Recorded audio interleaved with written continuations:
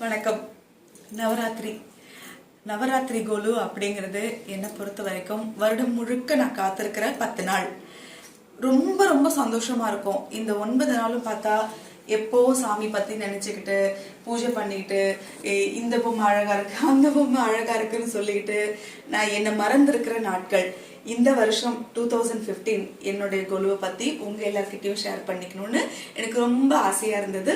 So நான் என்னோட கொலுல என்னெல்லாம் பொம்மைகள் வச்சிருக்கேன் அப்படின்னு உங்ககிட்ட சொல்றேன். சரியா? இப்போ இது முதல் படி. இந்த முதல் படியில 60ஆம் கல்யாணம் இருக்கு. முதல்ல நம்ம அப்பா அம்மாக்கு நாம செஞ்சு பாக்குற ஒரு சந்தோஷமான விழா.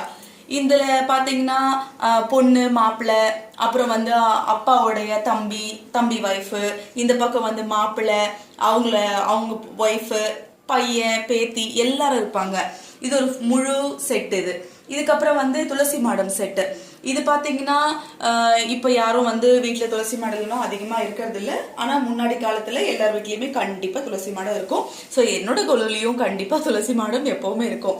இவங்க புளிய முரத்தால் அடிச்ச பாட்டி. நம்ம இந்த கதையை நிறைய கேள்விப்பட்டிருக்கோம்ல. எங்க வீட்டு கொலுலையும் இந்த பாட்டி எப்பவுமே இருப்பாங்க. அடுத்தது வண்ணான் வண்ணாத்தி கழுதை, அந்த செட் இருக்கு.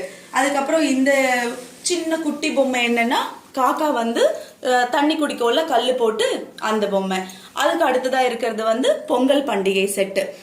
அங்க அப்பா அம்மா பாப்பா எல்லாம் இருக்காங்க. ஊர்ல இருந்து ஒரு பொண்ணு நல்ல சுடிதார் எல்லாம் போட்டுட்டு மாடர்னா ஒரு பொண்ணு கூட பொங்கல் பண்டிகை கொண்டாட வந்திருக்கு. அவங்க வீட்டுல மாடு மரம் எல்லாமே இருக்கும். அம்பி உரலெல்லாம் நம்ம இப்ப வீட்டுல வச்சுக்கிறதே இல்லை. அதனால நான் கண்டிப்பா என் கொலுல இதெல்லாம் வச்சிருப்பேன் அப்படின்னு சொல்லிட்டு அம்பி உரல் எல்லாம் வச்சிருக்கேன்.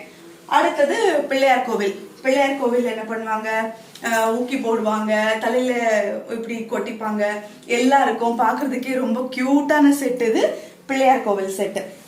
அதுக்கு அடுத்ததா இருக்கிறது எலி எல்லாம் விநாயகர் கிட்ட பாடம் படிக்கிறது.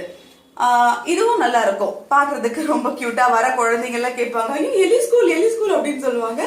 அதுக்கு அடுத்ததா இருக்கிறது விநாயகர் எல்லாம் கேரம் விளையாடுற செட்டு. அதுக்கு 2 விநாயகரே ரெஃப்ரியாவும் இருப்பாங்க. அதுக்கு பக்கத்துல இருக்கிறது கூட்டு குடும்பம் செட்டு. இதுல தாத்தா பாட்டி அம்மா அப்பா அக்கா தங்கச்சி தம்பி எல்லாரும் இருப்பாங்க. எல்லாரும் ஒன்னா சேர்ந்து டிவி பார்க்கணும் அப்படின்னு சொல்லி பாப்பாங்க. இப்பதான் நிறைய பேரு கூட்டு குடும்பமே இல்லையே. அதனால எனக்கு ரொம்ப பிடிச்ச செட்டு இந்த கூட்டு குடும்பம் செட்டு.